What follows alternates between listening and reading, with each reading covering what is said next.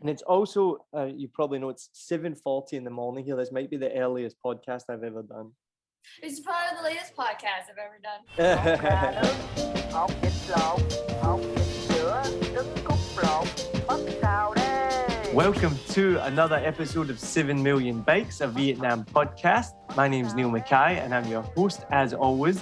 Today we got a little bit of a different podcast. We're recording on Zoom, so hopefully the audio quality is still as good as what you're used to, but it might be a little bit different. Now, my guest today, she is on a mission to transform the coffee industry through diversity, inclusion, and transparency. And her company has been featured recently in the Wall Street Journal, Vice, New York Magazine, New York Times, Forbes, Fortune, and was one of the 2019 Star Chefs Rising Stars. Now, she is the founder and CEO of Nguyen Coffee Supply, which is America's first specialty Vietnamese coffee importer and roaster, and has recently been on the Drew Barrymore TV show, which I'm excited to ask her about Drew Barrymore. And she's been on several other podcasts and Zoom panels talking about Nguyen Coffee Supply, but also her activism in support of the Asian and Pacific Islander communities, especially in the light of the recent violence towards this community in America. So I'm excited to introduce my guest today is Sahra Nguyen. Woo! Hi, Neil. Thank you so much for having me. Thank you for coming on. I've been very excited to talk to you since I saw that you did an AMA, which is Ask Me Anything for anyone who's not in the know on Reddit. How did that go? It was amazing. I'm so happy that you were able to find it, because the goal of doing AMAs is to find more community with people all across the internet in the world. So that's so cool. Well, I'm always on the lookout for interesting people to interview that are connected to Vietnam. So whether that's someone who's Vietnamese American or Vietnamese German, Swiss, we've had VQs from all over the world and within Vietnam on the show. So as soon as I saw that and I read that, I was like, oh, and I reached out right away. And then I've been chatting to Alex, your communications guy, ever since. Which, did he tell you about our crazy connection? No, he didn't. Tell me. So I sent to you and him a couple of episodes from previous shows to check out, thought you might be interested in. And one of them I sent is from a girl called Minh Tam, who's Houston-based Vietnamese American, but she lived here in Saigon for a while and started a closed-door restaurant called Saigonista. Anyway, super interesting episode. I sent that to Alex and he replied back, I just had dinner with her last week.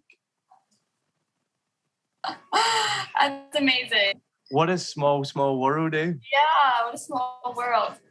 Now, so one of the things we've talked about on this season was the pronunciation of names and the meaning of names. And the common question I always get is, how do I say your name?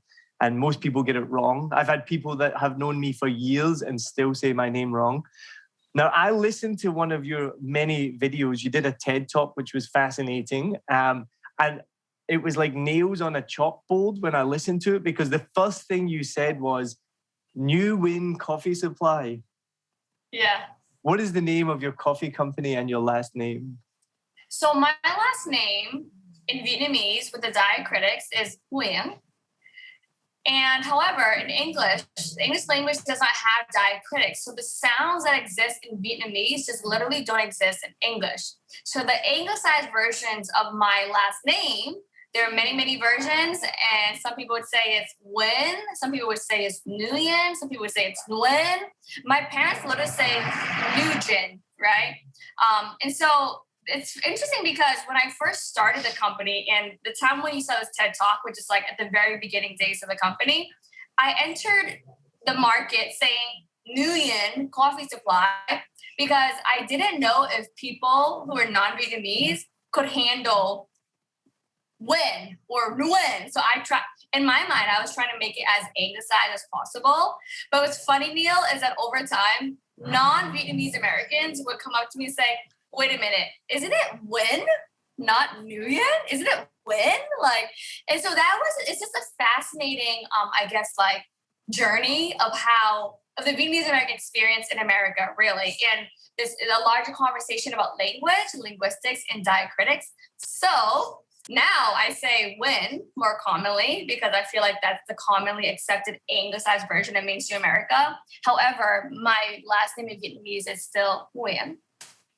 And I make fun, but I can't. I've been here 5 years and I still can't say it properly. I try, but because the ng is like a you got to get it like the and then it's like sing, right? Like the best way it was explained to me is think of sing, but take the sound at the end and put it at the beginning.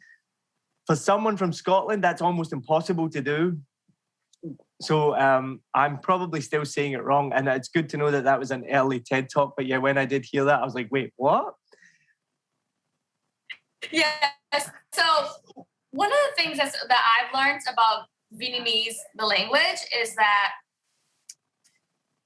the ng is in the back of your throat, right? So I think when you think about where the sound comes from, it helps a lot. So the ng Vietnamese is back of your throat. So you should feel it back there like Nguyen, whereas the N in English is on the tip of your tongue, right? Like Nancy, right?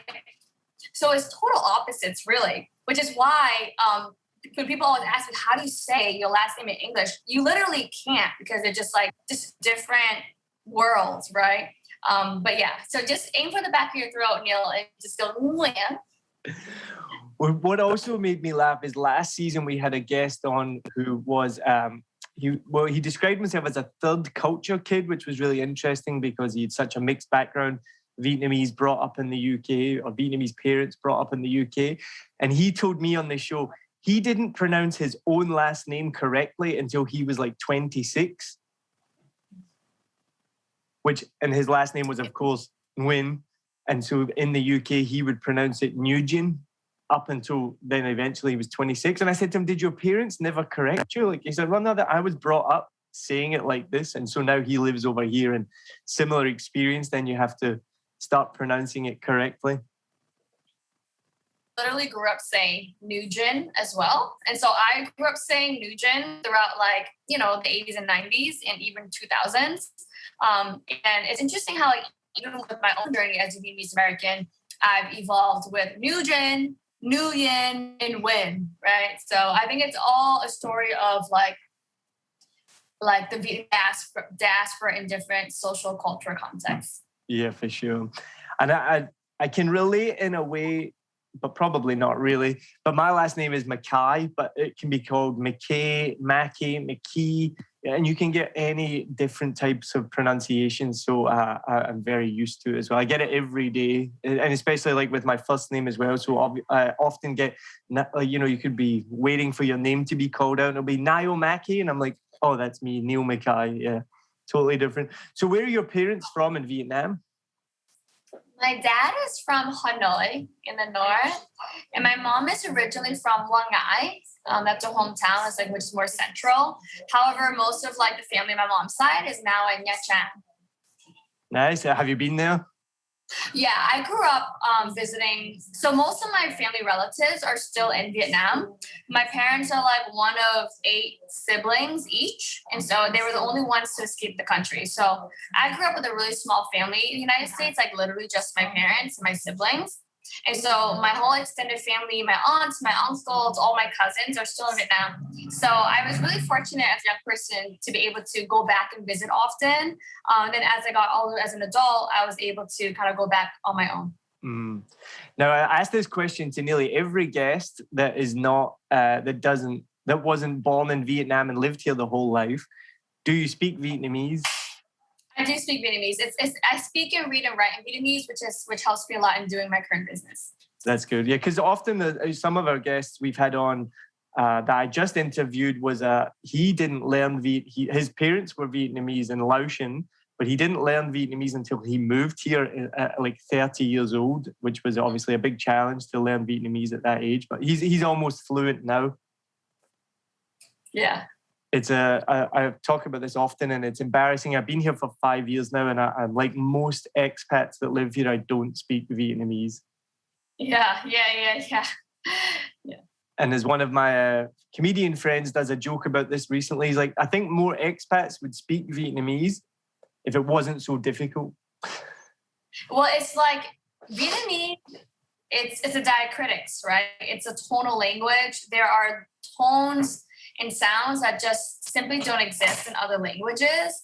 So for that reason, and it's also because of the tones and the different accents, your tongue is a muscle, right? There are muscles in your tongue. And so you have to have like flexed or trained your tongue to kind of like flex or speak in these different tones and accents. And so if you literally like never worked that muscle, it's kind of like difficult to build up. Not impossible, but yeah, it's definitely be a bit more challenging. I did do some Vietnamese lessons when I first came here. And I remember after an hour of lessons, like my jaw was in pain, my throat was in pain. And I just saw a friend post yesterday that he's restarted Vietnamese lessons. And he's like, my mouth is in agony. So it is really difficult. Yeah, that sounds about right. Yeah. On the flip side, so I teach English here as well. And there's sounds in the English language that they don't have in Vietnam. So, for example, the biggest example is the TH sound, like the, which just doesn't exist. So trying to teach that to children, and again, like you're talking about, you have to get the tongue. It's like, put your tongue, like things like this. So it goes both ways as well. I understand. And it's the same thing. Like they don't have that muscle memory of, it's funny, like with little kids, they're easier to learn because they don't have that. But especially for adults, when you teach them and you're like, no, put your tongue here and do this, they've never done it before. So it's so difficult. Right, exactly. Yeah. So when did your parents leave Vietnam? They left around 1978. And is that something we can talk about in more detail? Sure, as much as I know. I just want to go back quickly because we're going to move on from talking in Vietnamese. One of the jokes that I tell on stage often, and that I learned this from my Vietnamese colleague, one of the reasons is, like you say, the tones. So you take the word Nam, N-A-M, and you can change the inflection, and that 3-letter word can make 7 different meanings. And so I will often get someone up on stage who can speak Vietnamese, who either is an expat or a Vietnamese local, and say this sentence. So I'm going to get you to say this sentence, okay? I've had previous guests do this. Sure. My last guest that did it was a French-Russian girl who speaks fluent Vietnamese. The one before that was Nigerian who speaks fluent Vietnamese. So let's see if we're going to test your Vietnamese, okay? Okay, sure. Okay, the sentence is nonsensical. This is the sentence in English. I lay with a man called Nam, holding 5 mushrooms for 5 years. Tôi nằm với cái ông Nam cầm 5 cái nấm cho 5 năm. As a non-Vietnamese speaker, it's so difficult to hear the 7 different tones of Nam there. Yeah. That was a good one. I've never done that one. Can you give me it one more time, but faster? I lay in bed with a man called Nam, holding 5 mushrooms for 5 years. Tôi nằm trong cái giường với cái nấm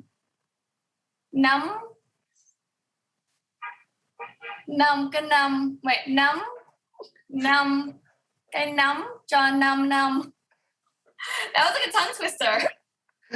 I love watching your face doing this as well because you're like thinking about the tone on each one. I can watch you go like, is it up? Is it down? Is it flat? Yeah, it's like tôi nằm với cái nam cho 5 năm. Năm cái nấm cho 5 năm. Yeah, it was. I definitely can't do it really fast. It's like a tongue twister, so I was kind of like visualize it. So tell me then about your parents left Vietnam. When did they leave Vietnam and what brought them to America? Yeah, so my parents, it was like shortly after the war ended, and it was a really difficult time. Both my parents and their families, and my parents' families were just struggling. Like no one had any work. People didn't have enough to eat. They were eating like rice and mixing potatoes with their rice to try to extend it. It was just a difficult time. And I guess for my parents' generation, there was like all this talk about freedom and like, opportunity in America and just like getting out of this country. And so, my parents are from the North/South/Central South. So they didn't know each other at that time, right? But their journeys are really similar where they both decided that they each would leave the country or escape from the country. And it both took them several attempts before they were actually successful. But long story short, they were successful. They got on a boat. They were at sea for a few months. And then they actually coincidentally both ended up in a refugee camp in Hong Kong, where they stayed for a few years, so 1.5 to 2 years each. And then they still didn't meet each other at the time. And then eventually they were both sponsored to come to Boston, Massachusetts. And that's where they settled and met each other. Awesome. It's a topic that's come up quite a lot recently on the podcast. And we've talked about it. There's obviously a lot of people share similar experiences to your parents and to yourself. As I said, we've interviewed over the last couple of seasons Swiss Vietnamese, German Vietnamese, all with similar backgrounds. And one thing I've mentioned, I don't know, have you listened to the Vietnamese Boat People podcast? Yeah, yes, I have. So I keep mentioning that because I want people to go and listen to it. It's a lot of episodes now, but I have listened to quite a few of the ones in the beginning, and I've read some books on it as well. And it's just something that's so harrowing and so shocking to read about. And meeting people like yourself always is heartening to see, because you can see what the positive outcomes can be for people, for your family, and like yourself. And then it obviously really brings it home when you read about refugees today. And it hurts me when you think about how terrible refugees are treated worldwide, in my country and in America, or not maybe treated, but ignored or not let in. And you're just like, how are we not learning from the past? Like, we know that these horrible things happened before, and we know the amazing things that can happen from letting refugees in.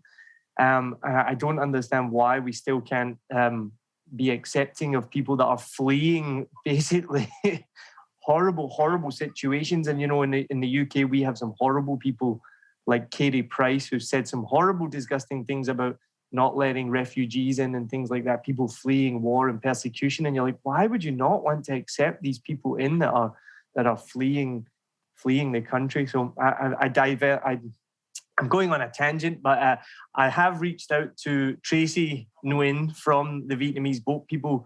I'm waiting to hear back, so I really would love to get her on the show soon. So Tracy, I said this on the last episode. If you're listening, get in touch because we want to put you on. Yeah, Tracy is great. We worked with her recently on an April 30th social media storytelling campaign. It's capturing the stories of my parents' generation and the generation of people who lived through the war in Vietnam and escaped the country and came to the US, or really settled in any country around the world. Is such a unique and powerful experience that is so important for the whole world. Like, as you mentioned, there's so many takeaways from there. And at the same time, it's also a very difficult conversation to have. Many people who had lived those experiences, they don't want to talk about it and they don't want to relive it. Yet folks of like my generation, we want to capture it so much. We want to learn from it and just know everything we can. And so it's kind of like this really odd tension of wanting to preserve, the legacy of our community through these lived experiences and stories, and also wanting to respect the people who maybe just don't want to talk about it because it was so traumatic, So it's a constant tension and battle, I think, for my community, and very grateful to people like Tracy at Vietnamese Boat People podcast who are able to capture at least a good chunk of it. Yeah, it's something I've definitely learned from talking to so many people on the podcast, that most parents don't talk about it, which makes complete sense. Why would you want to talk about this harrowing experience, But I think as well, then, like you mentioned as well, then the children, they want to know and connect with their roots and find out, what exactly happened. So yeah, I do think it's good that Tracy is making that podcast and sharing those stories. It's kind of why I asked that question as well. Some people are comfortable talking about it, some not.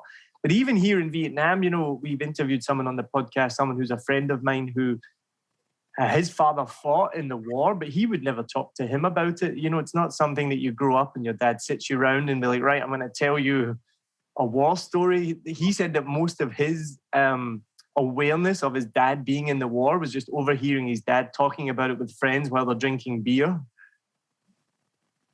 To which, makes sense. Now, let's move on a little bit. I've been very excited to talk to you about coffee. If anyone is watching on Zoom, I'm drinking my morning coffee. This is one of the earliest podcasts I've ever done. So, Sarah you're in Brooklyn, right? Yes, correct. So Sarah's in Brooklyn, New York at the moment. It's Monday evening, late. So it's the latest interview that she's ever done and the earliest one for me. So we're dealing with the time difference. So I'm starting my day with a coffee. You'll be able to see me drinking it if you're watching on the Zoom. I'm a massive, massive coffee fan. So I've been very excited to talk to you about it. But the first question I want to ask you about is you went on the Drew Barrymore show. How was that? It was so surreal, Neil. It was crazy.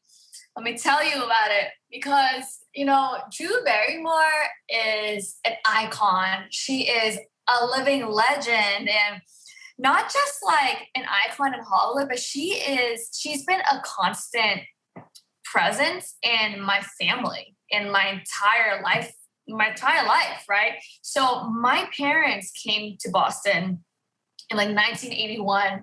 E.T. came out in 1982. We all watched E.T. as a family, and then we rewatched it, over the VCR, the cassette tape, like over, across the years, right, throughout the 80s. So we grew up with Drew Barrymore. And then like my mom, she loves comedy. She loves romantic comedy because it's kind of a way for her to like feel good and happy after everything she's experienced. So she loves all of Drew Barrymore's movies. She can't stop talking about 50 First Dates with her and Adam Sandler. It's one of my favorite movies. And that's one of my mom's favorite movies too. She always talks about her and Adam Sandler in that movie. Charlie's Angels, for me and my parents and my sisters, who are like, we're three girls, 3 women now. We really grew up with Drew Barrymore, and I'm not just saying that, but like it was such like a moment of escapism and joy for my parents and my family, and like so many family moments that were shared over a Drew Barrymore film. And so it was really crazy for me, and it was actually really crazy for my parents, who just viewed Drew Barrymore as like this iconic American star that they grew up with in America, And so to be invited to her show, and the way it happened was through a total inbound. An associate producer DM'd me on Instagram. I'm not paying for PR right now, so someone literally reached out over Instagram on a Wednesday. We Zoomed on a Thursday, and then I was filming on a Tuesday, right? It happened so fast, and it was really organic. And when I met Drew, she was so freaking sweet and just like so down to earth, and a very, very thoughtful and intentional and, socially aware person. You could tell that she was really genuine about wanting to have me on the show. And she like, before we started filming, this was like, during, when it's still happening, but it was like around March, there's a lot of like violence around, AAPIs and against Asian elders being reported in the news constantly.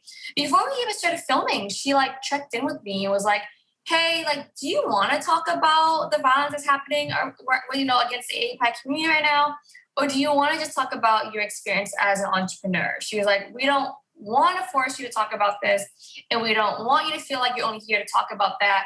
You talk about whatever you want to talk about and however you want to represent yourself on the show, and I thought that was really cool of her, and of course I was like, I definitely want to talk about what's happening because it's very important to me, and it's very important that we use the platform to amplify it. But overall, that we had so much fun together, and then, I don't know if you saw, but she actually brought me back for a second time. No, I haven't seen that one yet. She brought me back for a second time in May. So like the first time was March, then like they invited me back in May, and that in itself, the second segment was like a coffee and cooking segment. And that in itself says a lot about her and her team of like, it wasn't just a one-off moment. It was like, let's bring Sarah back. Let's like extend this moment. Let's like, build a relationship.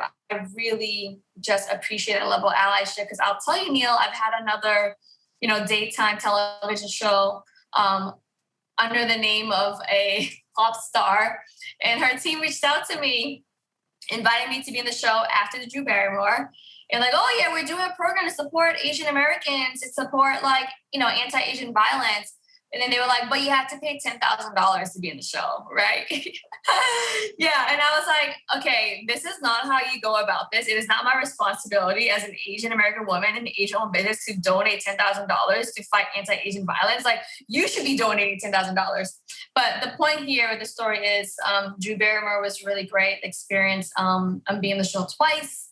In like 3 months. It was wonderful, and a really big moment for my parents, and I would say just for representation in general of my community.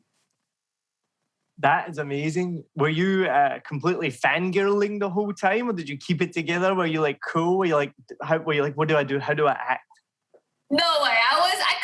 You cannot keep it cool around Drew Barrymore. Like, I was totally fangirling. My heart was racing. I was like so nervous, I was freaking out. I mean, she's a fucking icon, even the second time I was like more nervous the second time for some reason. It's funny, my mom, so the second time we were filming, it was on a Wednesday, and on the Sunday prior to that Wednesday, I was visiting my mom in Boston. We were grilling and we made bún thịt nướng, right? Grilled pork belly.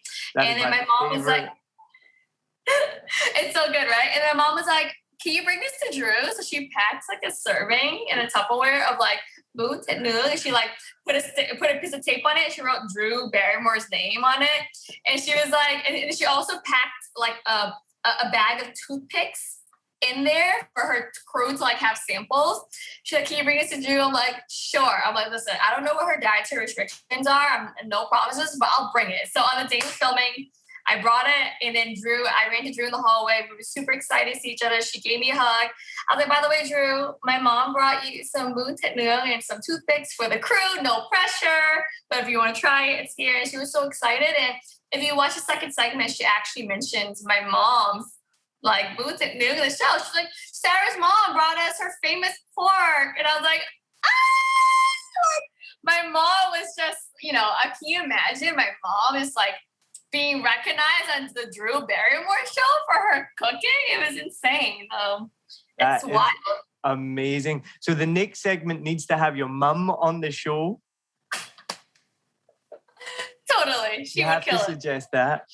Now, one of the things that made me laugh so much, so I watched the segment, and so I know the job of a TV presenter is to be excited about things. And I'm sure Drew Barrymore is naturally a very excitable person, but her excitement about Finn coffee made me laugh so much.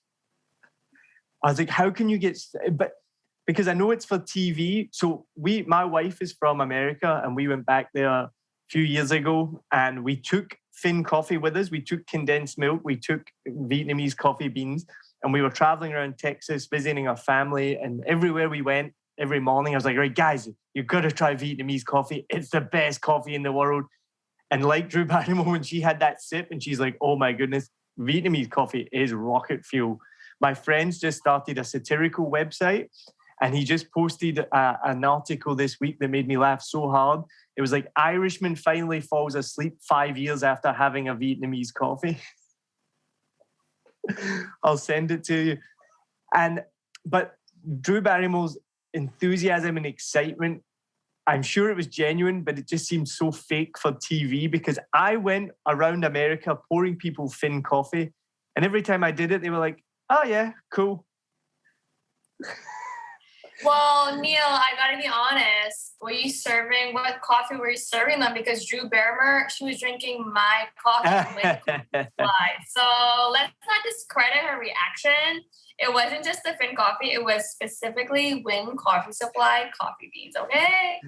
No, it was more just the fact when you like put it in the Finn, she's like, oh my God, wow. And I'm like, okay. But I'm a bit cynical because I'm like, I live here in Vietnam. So for me, that's just like that's how I make my coffee every day. So it's not like this amazing experience. So I did think it was really cool, and it was really cute that she got so excited about something that for me, even as a Westerner, I'm like, yeah, it's coffee. That's how you. Yeah, but Neil, But Neil, it's all like social context, right? And societal context. Like the thin filter is not new. It's been around for like decades. And like you mentioned, for you and many people in Vietnam, it's a daily experience. But for many people in the US, they have never heard of it. They've never seen it. They've never experienced it. And I'm not surprised that she was so amazed because the Fiend is an amazing brew tool. Like it's small, it's compact, there's no paper waste, it's super easy to use. It brews a perfect concentrated cup in 5 minutes. Like it's an incredible brew tool that just has not gotten a lot of love outside of Vietnam. So, and I think that just kind of speaks to this larger thing of like, just like social culture context, like what's not new to one person can be like brand new to another person.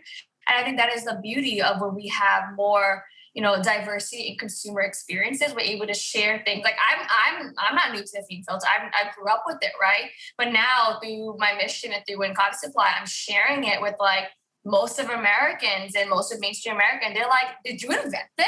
This is amazing, right? Literally people are like, did you invent this tool? I'm like, I did not invent it. It's been around for generations, but it's just like it takes a certain experience and a certain person, a certain entrepreneur, certain lived experience to share something culturally different. And I think that is where so much beauty lies of when we can share different culture experiences and really have a connection together.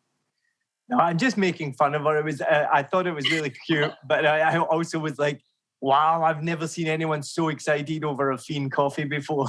You've been in Vietnam for too long, that's why. I'm 100%, yeah, I've been here too long. That's what I'm saying. I'm a little bit like, meh, it's coffee. But I did do it. I took it all around America. We literally brought, it wasn't your beans, but it was Vietnamese coffee beans. I brought condensed milk. I brought a Fiend. We were going all around Texas, the different families. And we're like, right, let me make you this coffee. Everyone loved it. But I never saw anyone get as excited as Drew Barrymore about it. Next time you do your family tour, bring some Win Coffee Supply beans, okay? I will do, definitely. So let's talk more about coffee because I've been very, I don't want to put down all my other guests, but this is one of the most excited, I've been the most excited I've been to talk to someone for a podcast. Because I feel like there's a lot of topics that I want to talk about, and one of them is coffee. So as you can tell, I've already had my morning coffee, so I'm starting to get more excited now. And it is one of my biggest passions. Now, as I was reading more about Win Coffee Supply and your mission, one of the things that broke my heart was reading about in America. I didn't know this, that it's marketed, it's like a buzzword to sell Vietnamese coffee, but it's not Vietnamese coffee. And so explain to the listeners more about that and then how that's driven your mission to highlight Vietnamese coffee. Yeah, absolutely. Around 2016, I think Vietnamese food and culture was really having an emergence and a big moment in mainstream America.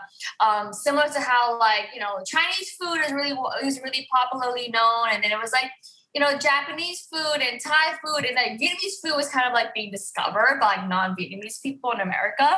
And on a similar wavelength, Neil, I noticed that when I would go into these different specialty coffee shops and these hipster cafes, they started throwing up Vietnamese iced coffee on the menu. And initially I was like, oh, this is cool. This is a moment. This is a culture moment. Vietnamese iced coffee is getting recognition on these menus, right? But then every time I would try the Vietnamese iced coffee meal, it never tasted like Vietnamese coffee. Because, Robusta coffee beans is really a big part of Vietnamese coffee culture. Yes, Arabica is growing, but, historically, Robusta is a big part of Vietnamese coffee culture. And I would always ask the barista at these cafes, what's in your Vietnamese iced coffee? And they would say, oh, it's a house espresso or a house cold brew. That's from Ethiopia or from Brazil or from Colombia or from any country from Africa or South America that was more in the specialty coffee scene at the time. And so I felt like this was really problematic for so many reasons. One, it's just pure false advertising and miseducation for consumers because Vietnamese coffee has a very distinct taste, right? Arabica and Robusta beans are pretty much on the opposite end of the spectrum. Two, it renders the actual producers of the coffee invisible, like the Ethiopian coffee farmers or the Brazilian coffee farmers. Just call it Ethiopian coffee with sweetened condensed milk, right? Let's do justice to the actual producers here. Three, what we're seeing is, a group of people and businesses who want to profit offer the cultural cachet of a Vietnamese iced coffee concept, but yet the producers and the creators of this cultural product and this concept, being Vietnamese people and producers and farmers, we're not benefiting at all from this transaction, right? Which is probably the biggest problem to me. And so from there, I just started kind of looking into it more, and like, why aren't they just using real Vietnamese coffee beans? And that's when I realized that the specialty coffee industry in America was really built around this idea and this narrative of 100% Arabica is superior. And at the same time, they built this narrative explicitly saying that Vietnamese coffee is cheap, Robusta coffee is inferior, and that they don't really belong in specialty coffee culture, right? Which I found to be very problematic because these are ultimately all social constructs, right? In my research, I discovered that Vietnam is the number 2 producer of coffee in the world, which blew my mind because I didn't know that as a Vietnamese American. Because originally I was like, well, maybe Vietnam is not involved in specialty coffee because they don't make coffee. Like maybe there's just no source there, right? But no, Vietnam is the number 2 producer of coffee in the world. And the fact that I didn't know that, Neil, for me, screams lack of transparency, lack of visibility, and lack of representation. When we have non-transparent supply chains in any food industry, be it seafood or coffee, most often than not, it means that there's an exploitative labor cycle at the end of that, right? Because when people don't have visibility or representation, they can't properly advocate for themselves, right? So for me as a Vietnamese American, I felt like there was a huge injustice happening to Vietnamese people and producers because they have contributed largely to coffee experiences around the world. They touch lives around the world. And there's a huge missed opportunity, not just for coffee farming, but also for culture connection of like, oh, my coffee is made by a Vietnamese person. Like, that's pretty cool, right? So with that in mind, I really wanted to change all of this, right? Because specialty coffee as it exists today, Neil, is not just something that we drink. Specialty coffee didn't just grow out of the ground on its own. Specialty coffee is a collective investment from people all along the supply chain to build a more sustainable and equitable world, right? It requires producers and buyers working with farmers and saying, hey, did you know that if you use these organic practices and these all-natural biofertilizers and you handpick just the ripe cherries instead of grabbing all the ripe and unripe cherries, you get a better product. If you get a better harvest, you can sell it for a higher price. And then the buyer sells it to the roaster and says, this is a single origin XYZ. It's 90% handpicked red cherries. It's XYZ process. The roasters buy it for a better price, right? The roasters sell it to the baristas, and the baristas are educating consumers. Hey, this cup of coffee is a single origin XYZ. It's $6 instead of $3, right? It is really a collective investment from people all along the supply chain. But when it came to Vietnam, Neil, people were not willing to apply those values of that investment to Vietnam. They would just write up Vietnam as saying, Vietnam doesn't count. Vietnam is instant coffee. Vietnam is cheap. Vietnam is Robusta, which I really felt like was wrong and fucked up, and it needed to change. So that's where I stepped in and I said, well, I want to change this because if Vietnam is the number 2 producer of coffee in the world, that means the product is already there. We have a huge opportunity to improve the lives of farmers all across the country and improve agriculture sustainability simply by making the product that's already there better, right? We can change so many lives and change the landscape by just making what's there better. And it just requires someone to come in and just look at it a different way. And so that's when Coffee Supply was born. And that's what we're trying to do. I love your enthusiasm and passion. It's awesome.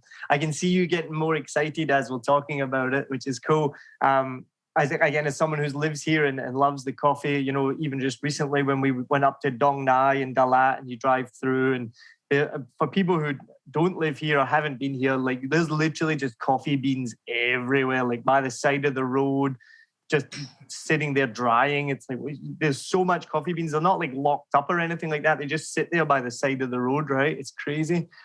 One of the questions I wanted to ask you, and I wondered if this was a challenge for you, is convincing people of the quality and the safety of the beans. Because for us, when we first came to Vietnam 5 years ago, the first thing that people told us when we would get a coffee from like the street coffee would be, oh, better be careful because there's a lot of fake coffee out there. And you can Google it and find it. I mean, even I don't know if you were aware of this story. It was about 2, maybe 3 years ago. They found out that someone was selling coffee here in Vietnam, I think for the local market, not export, and it was using reused batteries within the coffee. And when we first came here 5 years ago, there was somebody did a test of like coffee sold on the street, and a huge percentage, and I can't remember off the top of my head, but a large number was fake coffee. They were doing roasted soybeans, which is actually carcinogenic and unsafe. And so from that perspective, is that then difficult to then explain? I don't know if anyone in America would be aware of that, but if they're so convinced of Arabica and things like that, to then be like, hey, do you want to try these Vietnamese Robusta coffee beans? Is anyone like, oh, I'm not sure about that? Yeah, great question. Because those are everything that you described, Neil, those are truths, right? And those are realities, right? And that is part of the reality that we live in with this coffee industry. And so I'm not dismissing that those things exist. I'm just saying that it can change, right? With the willingness from people all along the supply chain. But to your question of like, was it hard to convince people? To be honest, it wasn't really, because I think a lot of those ideas weren't really existing in American consumers' minds. I think it existed a lot in industry folks, right? The people who may work in the coffee industry, but the people who I were interacting with directly, like, they drink the coffee, they taste the coffee, they like it or they don't like it, right? But because of these things, Neil, and my desire to reframe the narrative and show that Vietnamese coffee can produce specialty coffee if we work together, that is why I decided to import green beans and roast in Brooklyn, New York, right? Because I wanted to align myself with how the specialty coffee industry in the United States was producing product, right? So, because I had an opportunity to, fully roast and package in Vietnam, right? And the costs are different there. But me, myself, personally, I wanted to be able to offer, craft roasted, small batch roasted, roasted on the ProBat manually, roasted on the Loring, roasted locally, roasted weekly, right? Because it would communicate specialty, it would communicate quality. And also for me, myself, as as an entrepreneur and as a founder of the company, I want to make sure that I could touch the product and attest to the quality of the product by literally seeing the green beans before we roasted it, right? So that is how we, in terms of how we are developing our product in the supply chain, meaning importing greens and roasting in Brooklyn. That is how we are, assuring the quality of our beans. And otherwise, this pattern of like cheap coffee products that are in the market, that is going to exist for as long as we allow it to, right? And until people say, hey, we want a more sustainable Vietnamese coffee product, it's not going to put any pressure on corporations or conglomerates or producers and farmers to change their ways, right? And for example, I don't know if you saw recently, but Kirin, this big company in Japan, it was just announced that Kirin is now investing in sustainable coffee farming in Vietnam because they're receiving pressure from their consumers for more sustainable coffee products. And the more we can change the perceptions of Americans here from just dismissing Vietnam as like, they're cheap, they're instant. If we keep perpetuating that narrative, then that's all Vietnamese producers can participate in, right? That will be the only that would be the only opportunity they have to produce and sell their product into that market. But we can change our perception of being like, sure, Vietnamese coffee has entered cheap and instant markets, but you know what? We want sustainable, single origin, organic Vietnamese coffee products. Where can we get that? Where can we see that, right? All of a sudden, we have massive green bean buyers talking to Vietnamese producers. We have Vietnamese producers and growers learning about how to produce specialty coffee. We have Vietnamese farmers producers learning about 80 points, 90 points, 95 points, about hand picking, about, all these things, right? So it's all a collective investment. But that was a long way of saying like, yes, no, not really. And it takes effort and willingness from everyone to change an old system. That's really exciting. I'd love it if I go back to America when post-pandemic, when travel is allowed and suddenly you can see good Vietnamese coffee everywhere. That would be super exciting and be like a new thing, but not like a fake thing, like a buzzword, like Vietnamese coffee. Like I said to my friend about the problem of just adding condensed milk, and he said the first thing he said is like, but in Spain they add condensed milk to coffee. It's not Vietnamese just by adding condensed milk. One of the, Exactly. I wanna add that because that's actually a narrative that we try to challenge as well here, that Vietnamese coffee is not synonymous with sweet condensed milk, because there are many cultures around the world that also use sweet condensed milk, like Spain in the Cafe Bonbon, right? In Thailand, they also have sweet condensed milk. So it's not right to just reduce Vietnamese coffee to sweet condensed milk, because we don't reduce Ethiopian coffee or Brazilian coffee or Colombian coffee to anything. Vietnamese coffee should be allowed to be coffee beans, and they should be allowed to exist in all their versatility, whether it's through the bean filter or the Chemex or the pour over or espresso, with oat milk, with almond milk, with cream and sugar, or sweet condensed milk, right? So part of our work is also expanding this narrative of what is Vietnamese coffee and what can it be, right? And I want to add something to what you said earlier, Neil, about if you came to Vietnam. If you came to the United States and seeing quality Vietnamese coffee, I want to share with you some really cool facts about some things that we've been tracking here on our side about the rise of Vietnamese coffee in the United States. For starters, we've received, over 500 plus inbounds to serve our coffee at different businesses around the country. So over 500 plus inbounds since 2019. That speaks to the interest and the awareness and the demand for Vietnamese coffee. I received, I can't remember this number, but countless inbounds about selling Vietnamese green beans, right? Like from roasters and other cafes, like, do you sell your green beans? Because people now want to roast Vietnamese coffee, but they don't quite have the access yet because it's being developed, right? Vietnamese cafe openings around the country, from what we've been tracking, Neil, is growing up to 1,100% year over year.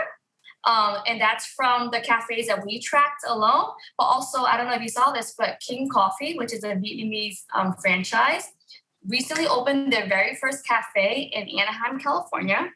They've announced 20 new stores for 2021, and they've announced 100 new stores by franchise by 2022. So there is a wave of Vietnamese cafes and Vietnamese coffee culture happening in the United States, and it's happening right now, right? And with all of this awareness and this appreciation for not just the coffee or the sweet that's built, but also for the culture, that's going to dramatically impact the industry abroad as well. Wow, that's crazy.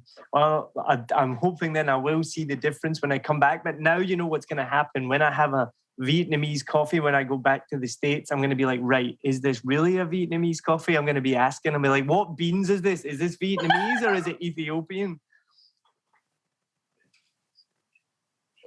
Now, to bring it back to Vietnam, something that I don't know how much you are aware of this, and I am a coffee snob, not in the way that like I want Chemex or pour over or whatnot.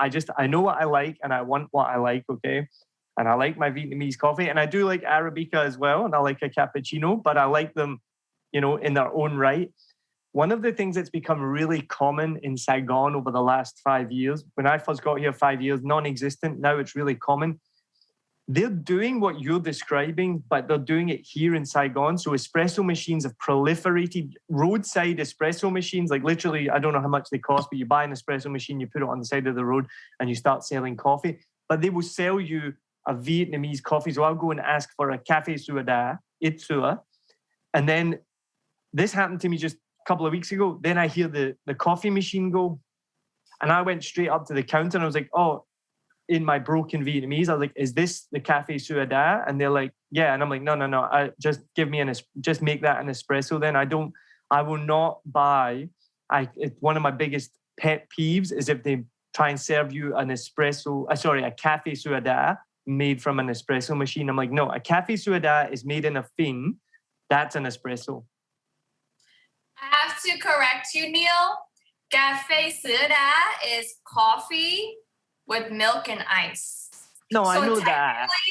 It could be espresso coffee with milk and ice. What you really want is café fin.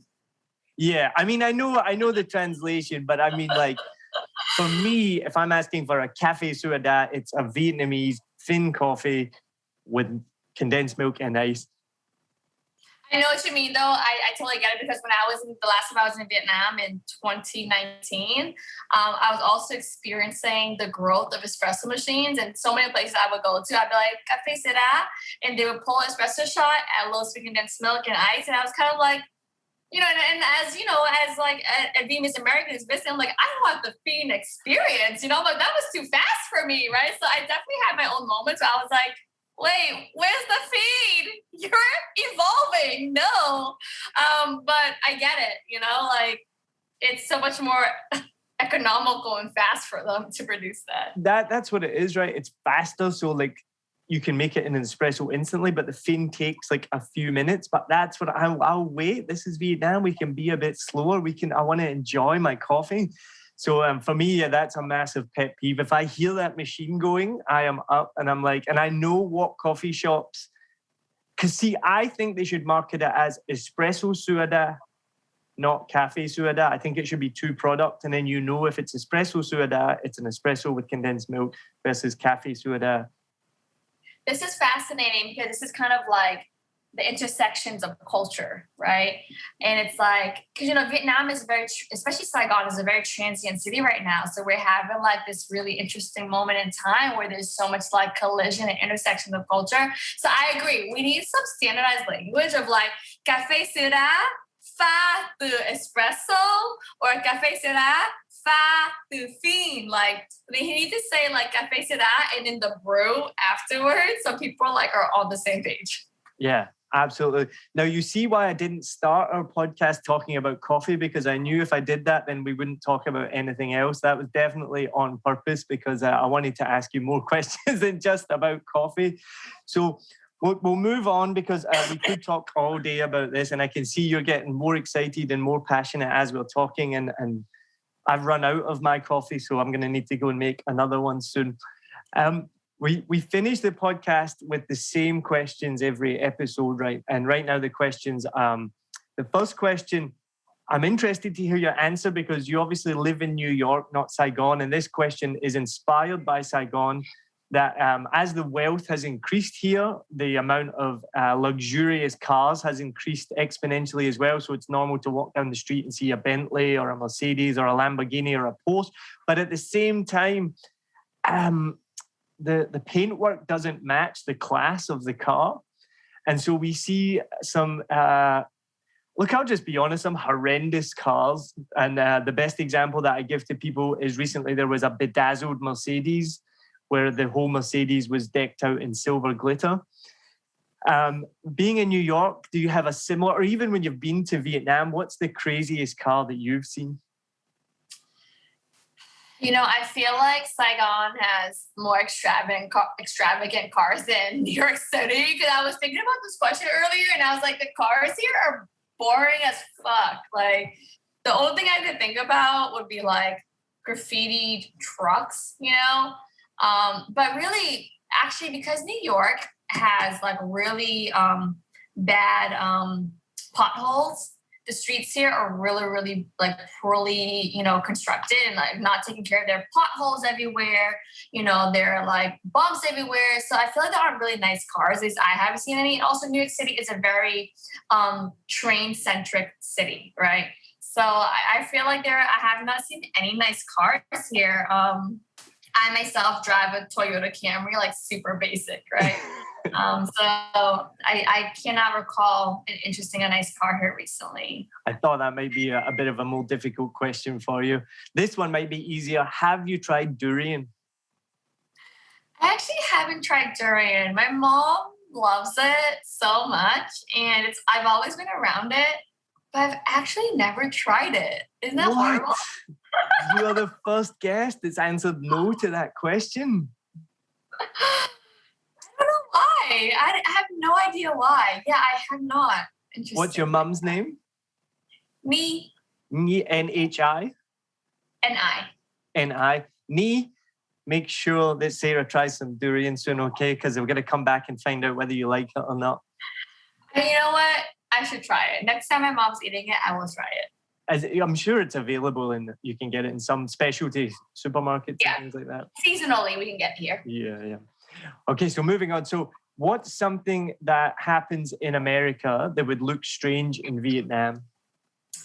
I think when people have hamster pets here, Wait, what? people who keep hamsters as pets here. Oh, I thought you meant like took them out for walks. Oh, no.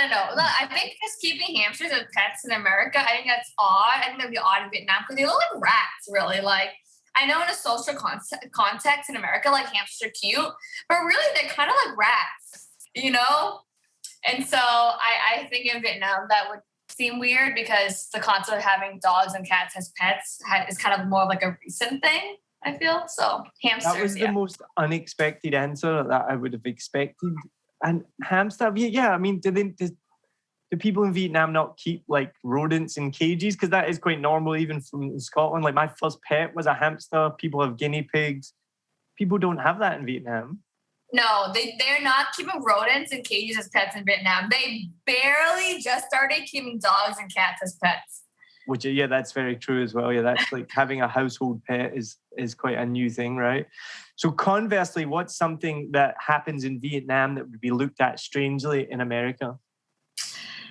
I feel like, I don't know if it's something that happens. It's more of like, the first thing that came to mind were like the toilets in the ground, like where you have to stand, where it's like literally there's a hole in the ground, you have to squat on top.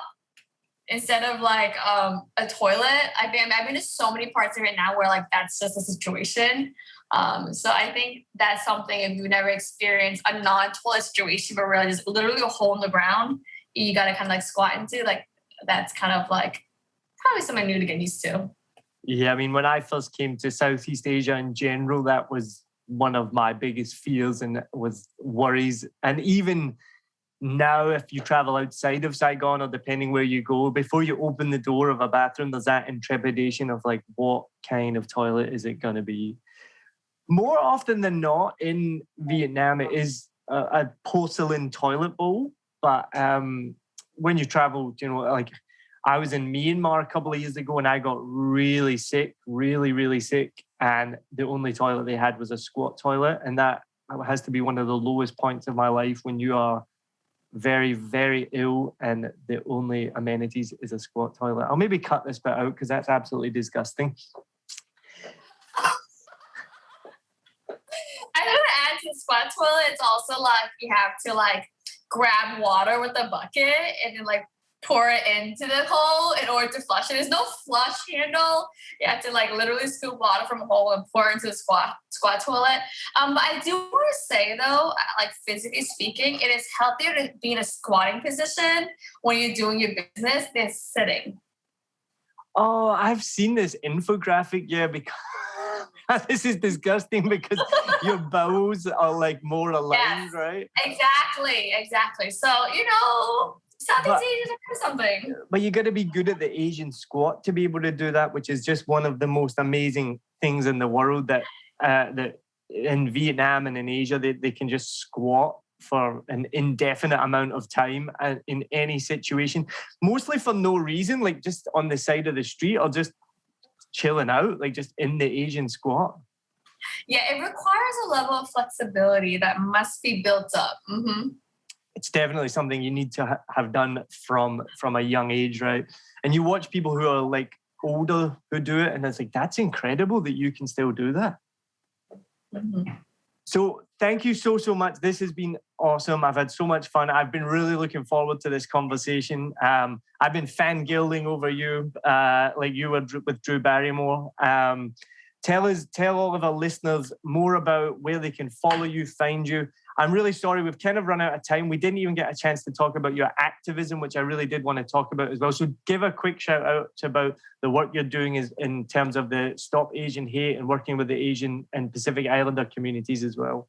Yeah, absolutely. You know, I think in general, like in America, if people aren't aware, there's just been a huge rise and surge in anti-Asian violence and anti-Asian racism. Where a lot of our Asian American elders, like, you know, grandparents, elderly folks are just being straight up attacked in the streets. And a lot of it it stemmed from the scapegoating of COVID-19 against Asian folks.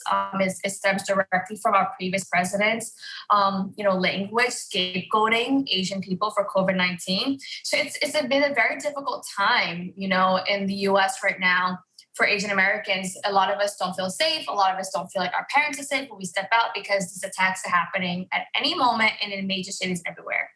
So for me, in addition to a lot of the fundraisers and the community actions we've done, I really think at the end of the day, just like Nguyen Coffee Supply is the work, like building Nguyen Coffee Supply, building a new system in an ecosystem rooted in transparency, visibility, representation, and equity is part of the work of building just a better world here, right? So, if people want to follow us and follow our journey, we put all of our most exciting news on Instagram first and foremost. So it's at Nguyen Coffee Supply, where that's on Facebook, Twitter, everywhere. We also have a website. We're not currently shipping to Vietnam, but if you're anywhere else in the world, try us out. We ship nationwide into a few international countries. It's nguyencoffeesupply.com.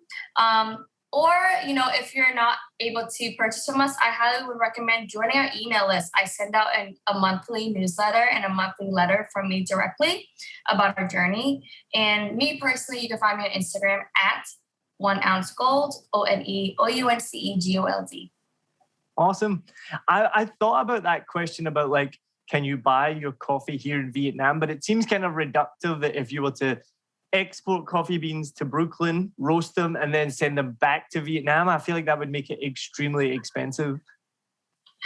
It would, but Neil, I've had people in Vietnam who have asked me to ship them coffee. Oh, and wow.